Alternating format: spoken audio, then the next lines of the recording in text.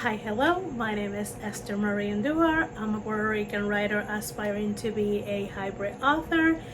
And today I would like to give you some suggestions as to how to give some sensitive feedback if you are a critique partner who also is a person of color, a BIPOC writer.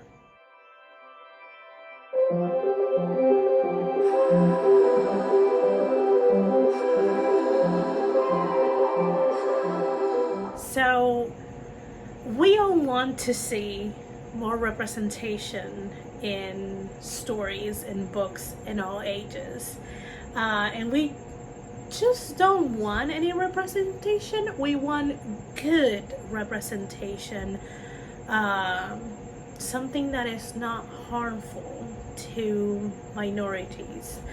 But how, as a BIPOC writer and critique partner, we can point those things out, maybe give some suggestions without falling into diversity read for something we might not be able to accurately read for, or it might be something that we just can or want do the emotional labor for. So throughout this video, I'm gonna give you 3 tips based on my experience as a person of color. I still white passing, but I am born and raised Puerto Rican. My mother language, first language is Spanish, and I live in the US, but I lived there as an adult and then came back for reasons. So sometimes when I'm reading some manuscripts, or when I am kind of like workshopping with some writer friends about their diverse characters, I have to toy between the line of giving helpful feedback and kind of like pointing out things they might have to research or might have to ask for additional help, especially if it's not a ethnicity or a culture that I am well versed with, or it's not my own culture and ethnicity. And if it is, and I don't have the emotional bandwagon to diverse read for it or sensitivity read for it, some people use sensitivity reader, how I go about like letting them know, like, hey. So the first thing that I will recommend is just leave a comment the same way you leave a comment when you're pointing out some plot holes, story structure mishaps, some inconsistent in characters arc or relationship arcs or timeline jumble. Like, it doesn't have to be elaborate. You could, if you feel it in your gut, that this diverse character, this person of color character, the way that it's written or the language that is used could be or might be harmful, you can just point that out and be like, hey, as a writer and as a reader, I think this could be harmful and this could be a negative representation, and it could be you can kind of like give a point or two why you think they need to do more research, and also get in contact with a diversity reader or sensitivity reader. parentheses, because even though I'm talking about characters are person of color, BIPOC, this is really good tips too for other minorities like LGBTQIA plus or neurodivergent or disability. Almost any minority, you can kind of like get these tips and use them when you are a CP for someone, and you encounter a situation that you might be like, oh, I think this needs extra help, but I can give it, or I am not in the best position to do it. The first thing and the main thing that you can do, just let them know. The same way you let them know there is a problem in the plot or a character or a timeline, because at the core of it is a character arc inconsistency, because you have a feeling, or you know, that a character with that background wouldn't act that way, or wouldn't think that way, or wouldn't talk that way. So, you know, the author, the writer will have to do a little more research and or get additional expertise reader for that. The second tip that I will give you is, if you share the same culture, background, or ethnicity, but you can't do the emotional labor of the diversity read, because let's be honest, it is a huge labor.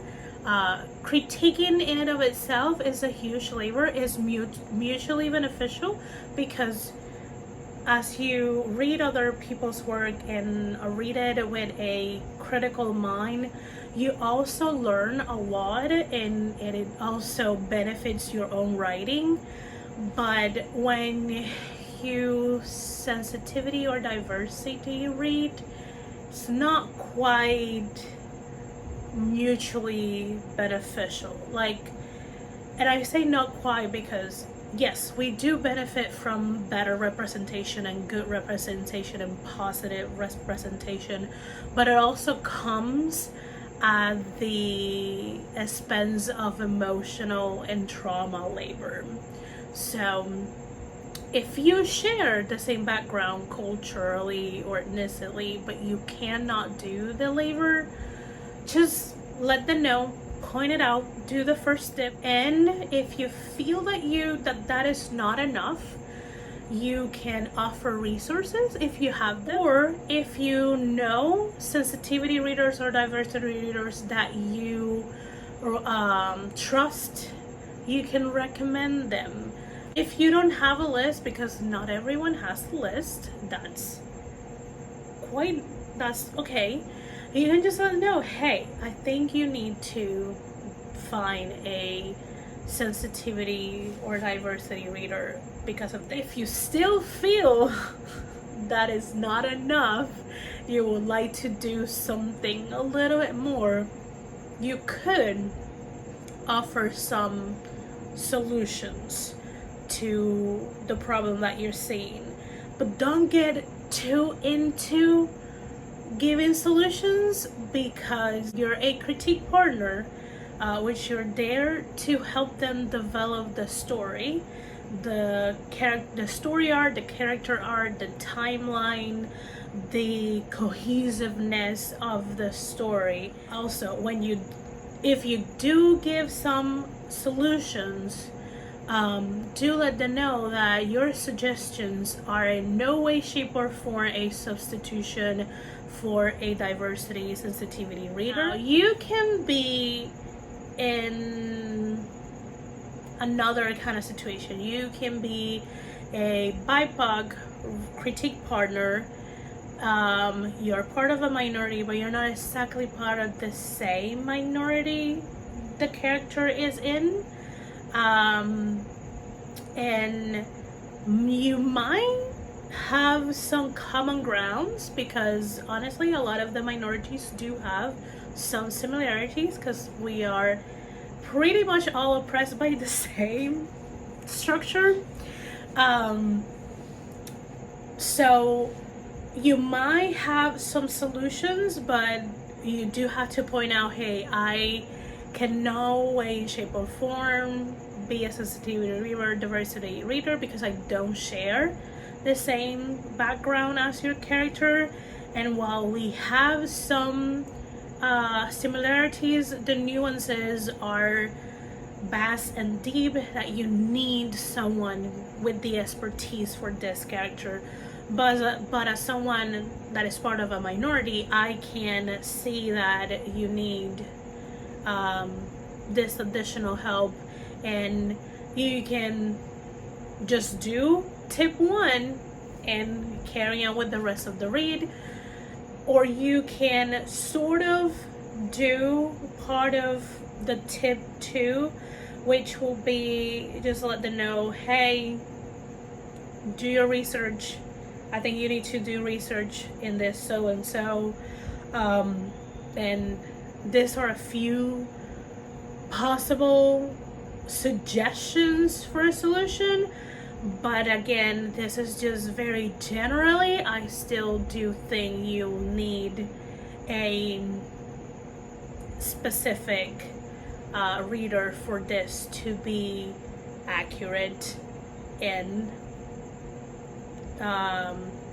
not harm this community that your character inadvertently is representing. So we do have to remember that as critique partners, we are here to help the writer polish their story, to be able to tighten plot lines, to cover, like fill in on those plot holes, to develop great character arcs and relationship arcs, and to create a cohesive and enjoyable story. That's our job as critique partners. While your job as a critique partner is to make sure that the character's development is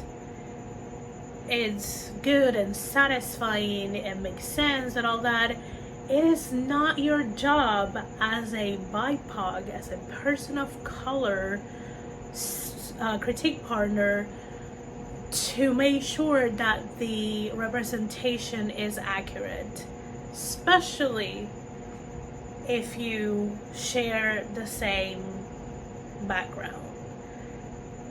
It's not your, that's not what it was asked of you. So remember that you're not there to make sure that BIPOC characters are the representation is accurate and respectful. While you are there to actually make sure that the character arc makes sense and is satisfying, it is not your job to make sure the representation is good. So while some of the story and the character arc might be tied to the culture, as a BIPOC critique partner, it is not your job to shoulder that labor, especially if you share the same culture or a similar culture. So sometimes we want to help, we really want to help, but when we do that, we end up overexerting ourselves. Pretty sure if you have watched all of the videos, you have heard about what a critique partner is, different ways to go about it, and so many tips, tricks, experiences. The playlist is in the description, so check it out. I did wanted to bring forward and let other people, like other critique partners that are BIPOC writers, to let you guys know, it's okay not to shoulder the representation. You go about it the same way you go about any other character, any other structure of the story. You don't have to do the additional labor. So if you are looking for a critique partner,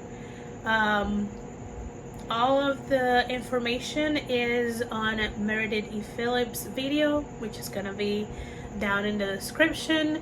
Go ahead and check it out so you can know all the details and how to go about the critique partner match-up. Hopefully, if you have been in this kind of pickle where you are critiquing a manuscript and you kind of like see some wonky representation, you now feel like you have some options as to how to tackle it without doing the labor. The reason why I wanted to do this very specific video is because being a diverse sensitivity reader requires a monetary transaction, while critique partners, for the most part, it is free, and it's just an exchange of you read my work and I read yours in that kind of situation.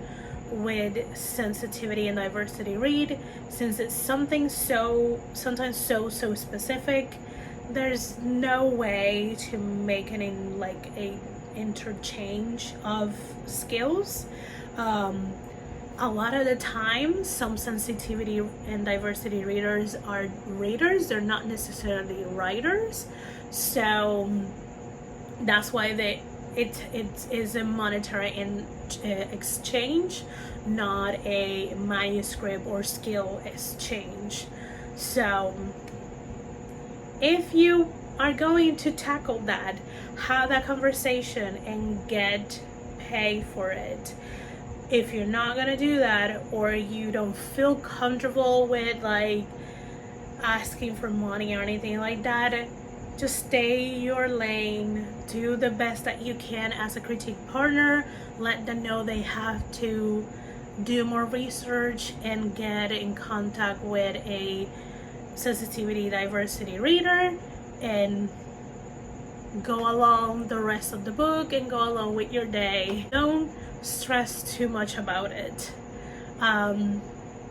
I hope to see some of you in the Critique Partner Mashup. It is open for all genres and all the different age categories in publishing. You do have to be 18 years old to participate. Let me know if you had any experiences like I talked where I was a CP and then I had to be like, you need some special help, a special reader, point that out, and sometimes point that yeah, I may give you solutions, but I'm not a substitute for one kind of situation. Let me know. If you're going to participate from the critique mashup, let me know. And yeah, thank you for watching. Hit the like if you enjoyed this video. Subscribe to the channel for more writing related, planning related videos. I do lives on Sundays at 3 p.m. Eastern, and I live stream on Twitch most mornings during the weekdays at 8 a.m. Eastern for a few hours. We do a lot of cozy co-working kind of situation. I also run the Romance Writers Room, which is a show where we workshop romance novels or romance subplots. We also talk about different aspects of the romance genre. So if you have any romance book or romance subplot that you need to workshop, all the information is in the description before. We meet monthly towards the end of the month on Sundays at 3 p.m. Eastern. We also are a spin-off of the Writers Room, which is the original show run by Barrett Laurie, Tiffany Russell, and Morgan Lee. They offer workshopping, all genres, all ages, so check them out, check us out, and check out the Critique Partner Mach-Up. Thank you so very much. I hope you have a good day. Goodbye.